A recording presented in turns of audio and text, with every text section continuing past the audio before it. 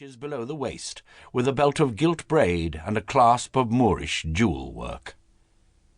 Beneath it, a bodice of darker silk showed at the arms and neck, with loose sleeves in keeping. The whole costume, though quite simple in style, a compromise either for afternoon or evening, was charming in its novelty. Charming, too, in the way it permitted the utmost liberty and variety of movement to the lithe limbs of its wearer. But it was her face, particularly, that struck Alan Merrick at first sight. That face was, above all things, the face of a free woman. Something so frank and fearless shone in Herminia's glance as her eye met his, that Alan, who respected human freedom above all other qualities in man or woman, was taken on the spot by its perfect air of untrammelled liberty. Yet it was subtle and beautiful too, undeniably beautiful. Herminia Barton's features, I think, were even more striking in their way in later life, when sorrow had stamped her, and the mark of her willing martyrdom for humanity's sake was deeply printed upon them.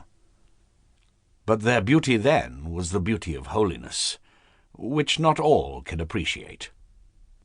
In her younger days, as Alan Merrick first saw her, she was beautiful still, with the first flush of health and strength and womanhood, in a free and vigorous English girl's body. A certain lofty serenity, not untouched with pathos, seemed to strike the keynote. But that was not all. Some hint of every element in the highest loveliness met in that face and form, physical, intellectual, emotional, moral.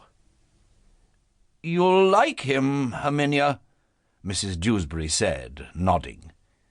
"He's one of your own kind, as dreadful as you are, very free and advanced, a perfect firebrand. In fact, my dear child, I don't know which of you makes my hair stand on end most."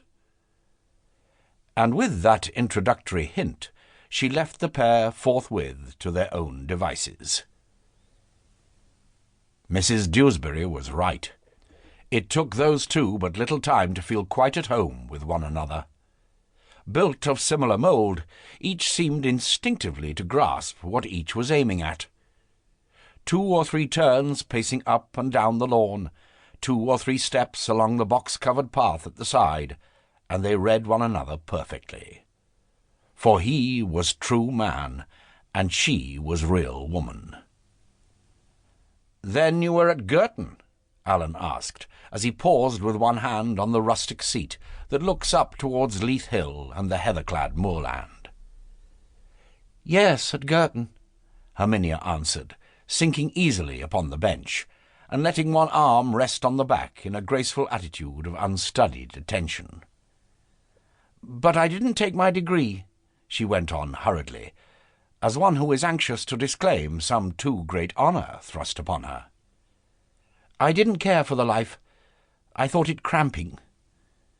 You see, if we women are ever to be free in the world, we must have in the end a free man's education. But the education at Girton made only a pretence at freedom.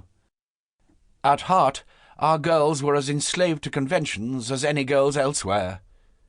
The whole object of the training was to see just how far you could manage to push a woman's education without the faintest danger of her emancipation." "You're right," Alan answered briskly, for the point was a pet one with him. "I was an Oxford man myself, and I know that servitude. When I go up to Oxford now and see the girls who are being ground in the mill at Somerville, I'm heartily sorry for them. It's worse for them than for us. They miss the only part of university life that has educational value. When we men were undergraduates, we lived our whole lives, lived them all round, developing equally every fibre of our natures. We read Plato and Aristotle, and John Stuart Mill, to be sure, and I'm not quite certain we got much good from them. But then, our talk and thought were not all of books and of what we spelt out in them. We rowed on the river, we played in the cricket field.